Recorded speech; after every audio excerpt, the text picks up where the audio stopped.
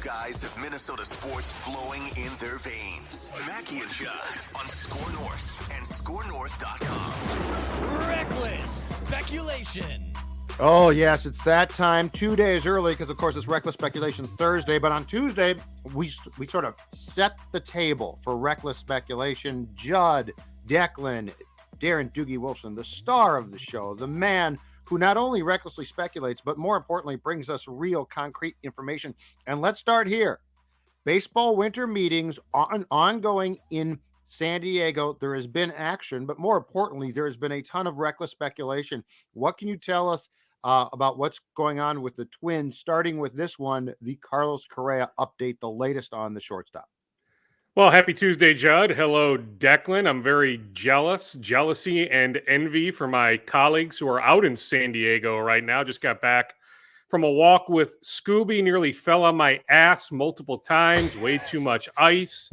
He's a puller. It had been a couple days since he had been out on a walk, so I don't blame him. He's 100 pounds, and so he was pulling and yanking and all that. So I'm just grateful I didn't break my leg in the last 20 minutes, okay. Judd. So that's a good thing. Okay. On Correa, so I tweeted on Friday that the Twins were set to meet face-to-face with Correa in the coming days. Well, that meeting took place on Saturday in Southern California, a little north of San Diego, but a drive for the Twins brass from San Diego. While at that meeting, Scott Boras represents a number of free agents. Scott has Carlos Rodon and Xander Bogaerts as well. Kudos to The Athletic for first reporting the information on those two guys, Bogaerts and Rodon, also being at that meal on Saturday. Also last night, the Twins had another face-to-face with Scott. So talks are starting to pick up. Judd, I am led to believe, especially after the Trey Turner news, 11-year contract. Now, the average annual value, $27.5 million, is not ridiculous, but 11 years for Trey Turner, maybe slightly ridiculous. I have a hard time believing Scott is willing to accept way less term than 11. Now, would he be willing to accept 10 for Carlos, or will Carlos also get 11 or even 12? Is there a team out there willing to do a 12-year deal for Carlos? That's the way that Scott operates, right? Trey Turner is with Creative Arts Agency. Trey Turner is not with Scott. Scott wants to trump what Trey Turner got. Now, that doesn't mean that that's a foregone conclusion, but just knowing Scott, those who have worked with Scott, who have done deals with Scott, it's just the way that Scott operates. The Twins, Judd, are willing to do a 10-year deal. I don't know, as I sit here at 12 Central on Tuesday afternoon, if they're willing to go to that 11th year, but they are willing to do a 10-year deal. Really interesting. How much of a leap would that be too? Because I mean, they're obviously then is concerned about the back end of the contract and what the player is doing for you if he's still with you in 10 years. This seems like a pretty significant potential number as far as the term for a contract goes. Well, I mean, heck, Judd, you find me one of these long-term deals going back the last decade plus that look good the final couple years, right? Whether it's Miguel Cabrera, Albert Pujols. I mean, we can cite any number of examples. You are gunning for those first 6 years minimum that Correa can stay at shortstop. Then you would hope that he can make a transition to probably third base, but I suppose maybe first by year 7 or maybe year 8. But you know, on the back end of that contract, inevitably there are going to be hurdles. But there is a thought that Correa, with his athleticism, with his hands, it's not like it's shortstop or bust. If he had to transition in 7 or 8 years, or even in 6 years to another position, the thought is he is brilliant enough that he could make that transition. There's also concern. There was a report in The Athletic about the Phillies, who did meet with Correa, but Trey Turner was their clear-cut top choice. We can debate that, whether you would rather have Turner or Correa. For the Twins, it's clear-cut Correa. For the Phillies, it was clear-cut Turner. I am a huge Trey Turner fan, so I would be happy with either. But there was a report from The Athletic that there are some concerns about Correa with his lower back. And if you are going to invest 10 or 11 years in Correa, how does the back hold up? Now, the comeback on the Twins inquiry on that, because inevitably people are going to say, well, are the Twins concerned about his lower back? Sure, it's on their radar, but if they're willing to do a 10-year deal, it's not that much on their radar. Interesting. So has this been an ongoing problem for Correa? I don't recall this being a big talking point last season. I don't remember it being a talking point last season either. This goes back to his time in Houston. I have not heard any Twins officials reference any sort of concern about the lower back, but I did find it interesting when I read it in one of those athletic stories. Dukes, I do find it interesting that the market's clearly moving finally quicker than it has in previous years, right? Turner signs. Guys are now starting to sign. Verlander signs a lot earlier than previous years. But as time goes on, let's say, we get into mid-January, Correa's still not signed by any team. Is he probably more open to doing another short-term or opt-out lace deal early on? Or do you think that he will wait it out for that right 10-year, 8-year, 11-year, whatever deal it looks like to get the long-term money now? But I just feel like as time goes on and he wants to be on a team at some point, he might have to sacrifice some of that term so he can actually just get paid and maybe cash out again next year. Declan, my sense is the latter. In fact, I believe when we talk in mid-January, we will know Carlos Correa's destination. I just don't think this thing is going to stretch much beyond the next 5 to 6 weeks. Now, maybe there's some leeway in there. Maybe it's January 18th. Maybe he's on the cusp at that point. It could be far sooner. I mean, Declan, he has taken meetings. It's not like the only team he met with was the Twins. I noted the Phillies meeting. He also has met with the Cubs. So if you start having these face-to-face meetings, Scott is working it right now as agent at the winter meetings, another face-to-face with the Twins last night, probably face-to-face meetings with some other teams. It's ramping up to the point of Correa should come off the board here sooner rather than later. I'll continue to say the Twins would prefer for him to commit sooner rather than later. The Twins don't want to play this game deep into January. The Twins would love to wrap up a deal with Carlos sometime very, very soon. So, Dukes, that's a talking point one regarding the Twins. Talking point two is probably the story that the Athletic had. It was speculatory in some ways, but it definitely came from sources that the team would be, if I'm quoting this correctly, willing to trade Luis Arraez for the right package in a trade for a starting pitcher, based not as much on 2023 as 2024, because 3 of their starters, including Sonny Gray, Maeda, and Malley, are going to be free agents after 23. What do your spies tell you about the Arraez trade talk? Well, I would say this, Judd. Literally everybody, depending on the return, is on the table. Now, do I foresee a Byron Buxton trade? I don't. Do I foresee, especially coming off the injury, an Alex Kirilloff trade or a Royce Lewis trade? I don't. But point is, if we wanted to, if we wanted to write something slightly speculative in nature, but the Twins have been getting nibbles on Max Kepler. Right now, I get it. Arraez, batting champ. That one is going to grab more headlines than Max Kepler. But do know the Twins have been listening to Max Kepler inquiry. So I would not be shocked if Kepler ends up elsewhere. So the point is, Judd, they are very open-minded on many, many guys. And if the return is an ace, someone like, let's say, Zach Gallen of the Arizona Diamondbacks, who has fans here. Heck, he's got fans in many organizations. He is a big timer. If I'm Arizona, I'm not trading him. Right. But the point is, if that's the sort of return you can get, you would happily move Luis Arraez. As weird as that might sound, you've got some depth. You're not quite sure what position he is, although he was a Gold Glove finalist at first base. But you still wonder about what position he's best at, and whatever position that is he a plus defender, truly a plus defender? Yes, the bat plays, but if you can bring back one of the 15 best pitchers in the game, you do it. So that's the idea, that if you can bring back a pitcher with multiple years of control that is already really, really good, sure, you will absolutely listen on Luis Arraez. Is Rodon a serious target here, or are they just talking and it's going to really take Correa's decision before and anyone else is potentially of that nature is potentially signed? Yes, certainly the latter. Like they're not signing Carlos Rodon today before getting some sort of finality on the Correa situation. Remember, I reported back in March the Twins did make Correa an offer before he ultimately chose the Giants offer. The Twins were not willing to go as high as the Giants did. The Twins had some injury concerns back in March, but they were willing to do a short-term deal. Now the word is Rodon is looking for, I don't fault him, after his very successful year, a 5 or a 6-year deal.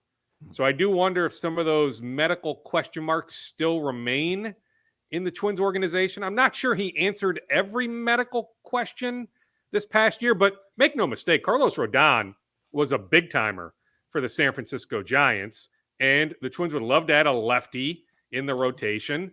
They would love to add somebody that can, move ahead of Sonny Gray to start opening day, or I guess Joe Ryan, technically started opening day last year. Was it Gray? Was it a road game? And then Ryan got the home start. Point is, it got backed up. You would, if they could, acquire somebody that pushes everybody down a rung, including Gray, including Ryan, including Malley, including Maeda. But until you get some clarity, some finality on the Correa situation, the Twins are not moving, sort of full steam ahead on the Carlos Rodon situation. But we know, just based on what they offered. I mean, it was a full-fledged offer. It's not like they were nibbling. I mean, they tried to sign Carlos Rodon back in March. So after his very successful year, it shouldn't be surprising that once again, they have some level of interest. What is this team going to do at catcher too? Because they've got Jeffers. Sanchez is not going to be back. Catching is actually, it's not just a position at which they can sniff around. They actually need help there. What is going to be the potential at catcher? And is a guy like Vasquez on the table potentially? Yeah, well, yeah, he is on the table. I mean, it's simultaneous. It's let's negotiate on the Correa front, but let's also at the very same time, it's a priority right now as we speak this week in San Diego, and you can acquire a catcher. Now, the word on Vasquez is he wants a 4-year deal. The Twins can probably land him if they're willing to go to that 4th year. He'll turn 33 next season. So he's 32 now. So are you willing to pay him decent money for his age 36 season? That is the question. But he is priority number one. I can tell you. So the Twins met on a catcher last night, Tucker Barnhart, was pretty good, right? And Barnhart is very much on the Twins' radar if they swing and miss on another guy. So in this meeting, the Twins insinuated, hey, we like Barnhart, but we're working on another guy. If we miss on that guy, we'll circle back to you. And so the strong belief is that other guy is indeed Christian Vasquez. It's easier to sign a catcher than to trade for one. But, I've said it for a couple of weeks. I'll say it again now. The Twins have had dialogue with the Oakland A's, with the Toronto Blue Jays, two organizations who have catchers readily available. But it's just always easier to sign a guy. So, yes, Christian Vasquez is the top priority as we speak. Did they just not like Sanchez much, or does he want too much? Because I mean, he certainly wasn't a great catcher, but I'm just curious what their takeaway was from his one season here. Well, I mean, do you like Gary Sanchez? Does anybody really truly like Gary Sanchez? I don't think he's a good catcher. I just don't he's think not he's a good catcher. You said it. I mean, he's a big leaguer. He'll sign a major league deal. I don't think he needs to sign some sort of minor league type deal, but yes, I mean, you don't want Gary Sanchez catching 70, 80-ish, 90-ish games next year. The Twins have come to that conclusion. And if he's not going to be a catcher, the Twins need to free up enough DH type at bats. There just isn't a spot. Gary Sanchez is a big leaguer. There's no denying that, but he's not a big leaguer here in Minnesota anymore. He's a Pittsburgh Pirate. He's the ideal Pirate.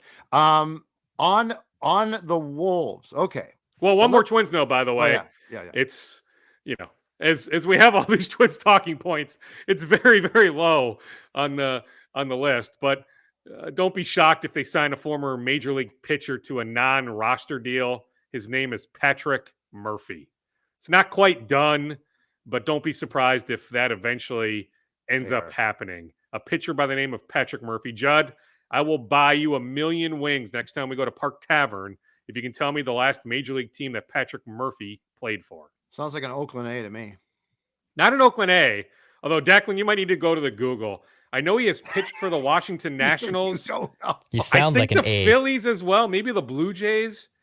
Not the A's. Patrick Murphy. And if you Google Patrick Murphy, Declan, put in pitcher Patrick Murphy because there's some other Patrick Murphy luminaries that trump the pitcher. Looks like Toronto, Washington, Philadelphia. Let's see here. Toronto, Washington are the first two I've seen. Or is he a bullpen arm? He would be depth. He would be a guy that probably starts the year in St. Paul. And if he can help you, more so probably in the bullpen, midsummer, so be it. I mean, every organization signs guys to non-roster deals, right? Minor league contract, invite to big league spring training. And if we need to add you to the 40-man at some point later on, we will. So that is a name, Patrick Murphy, who has pitched in the majors before. On to the Wolves. Okay. After last week, all right, like this is, and I understand the show can be a little bit confusing at times because it's reckless speculation tied to things that are going on where you don't recklessly speculate.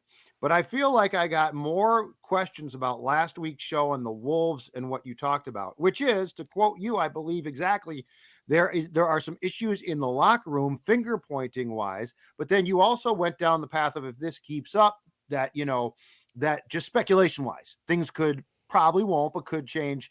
And this turned into an aggregated mess of people misunderstanding what you said completely, because I listened to you and I knew exactly what you were saying. But long story short, they beat the Grizzlies. They then lose a brutal game in which they get several technicals to OKC on Saturday. It doesn't feel like it's changing much. Like, what can you tell us about? And I saw the Star Tribune now has a story that they miss Beverly, which I'm sure they do. But like, what can you tell us about what just feels like overall dysfunction with a team that can't get on track? Yeah, I mean, they miss Bev, but like they weren't like reluctant to move him. Like, right. I think Bev has a shelf life. Yes. Maybe it's just 1 year, but yeah, I mean, Bev had a big impact on that locker room. There's no doubt about that. You look at Saturday, I mean, they had Jaden McDaniels back. They had Jordan McLaughlin back. Okay, no Cat, no Torian Prince, but you should not be giving up that many points to Oklahoma City. Are you kidding me? All right, let me clarify for the aggregators especially. Aggregators are starting to drive me nuts, Judd. So Drugi plays on a basketball team. One of his teammates' dad sent me a text the other day, a story from heavy.com. I'm not familiar with heavy.com, but it's a website out there.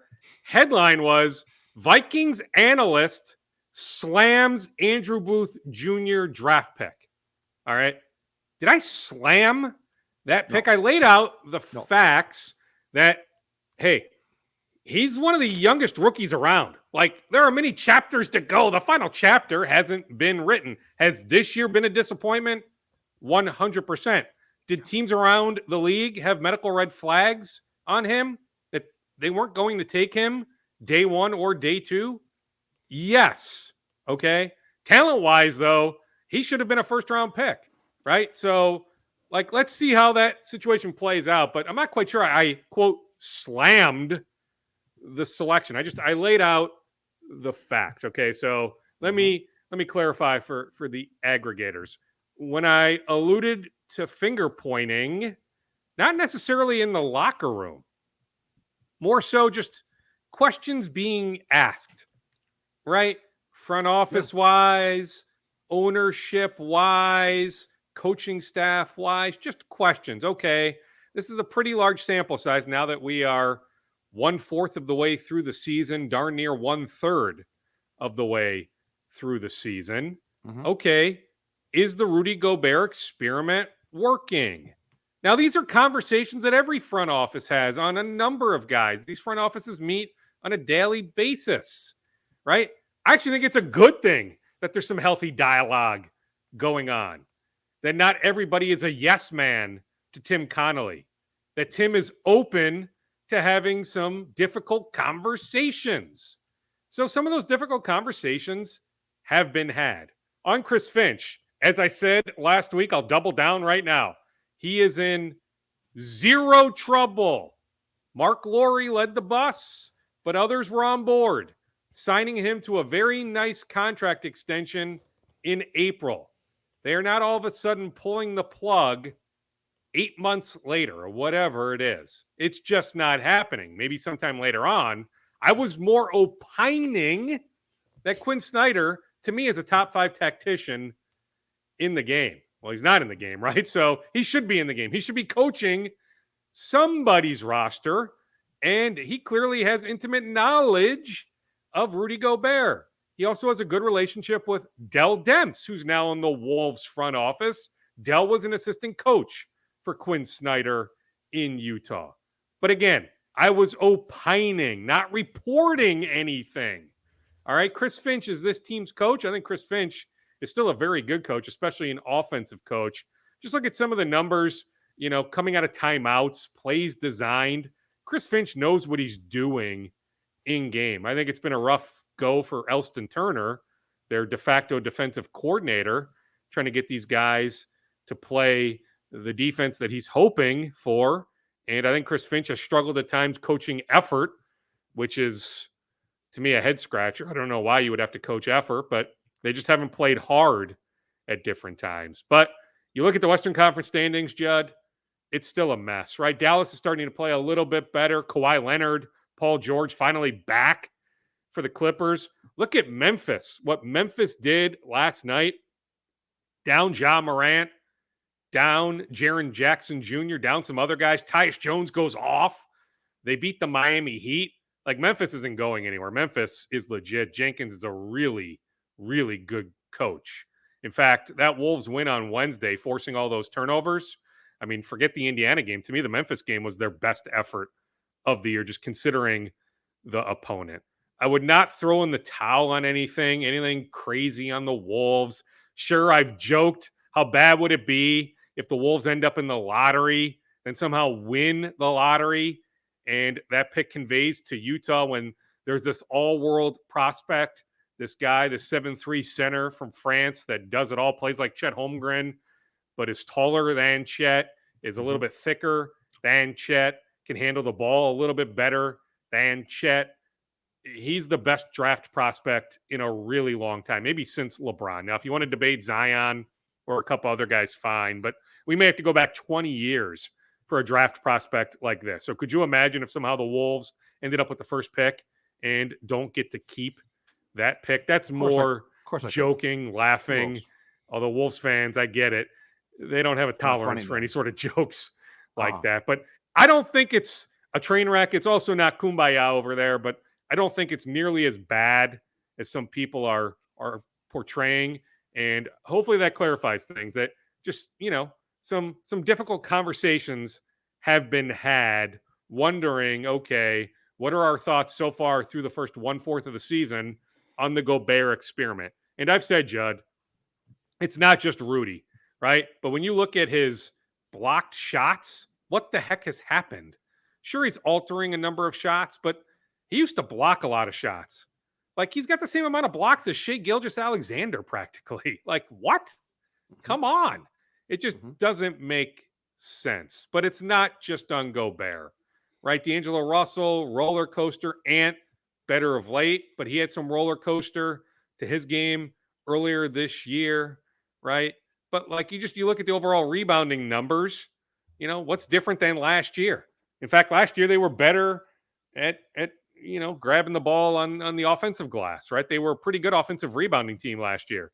Those numbers aren't there this year. They were a bad defensive rebounding team last year. They're a bad defensive rebounding team this year. At least Wednesday was a snapshot that, hey, okay, we can force a lot of turnovers. We then can get in transition. Forcing that many turnovers against a good Memphis team, a Memphis team that really doesn't turn the ball over like that, that was progress. But yeah, unfortunately, they take a massive step backwards on Saturday. Practice days today, yesterday, pretty rare in season to have back-to-back practice days. They did take Sunday off. So I fully expect one heck of an effort tomorrow night against the Indiana Pacers. Final scoops. Well, where would you like to go, Judd? On the Vikings, I mean, how do we not talk Vikings? Cam Dantzler Sr. is on track to be back on Sunday. Redemption game. Remember last year in Detroit for Cam. So that's good news. Caleb Evans, multiple concussions now, over the course of multiple weeks. Not a shock that Kevin O'Connell on Monday ruled him out already for Sunday. I wouldn't necessarily at this point rule out Christian Darrisaw. Always thought there was no way he was playing against the Jets. I pretty much looked at either Detroit or the Indy game for Darrisaw's return. So I wouldn't necessarily at this point as we sit here on Tuesday. We'll clearly know more tomorrow. But as we sit here on Tuesday, I would not necessarily rule out Darrisaw for Sunday. Awesome stuff. Thanks, Dukes. And we will talk to you on Thursday. Okay, sounds good, boys. Take it easy.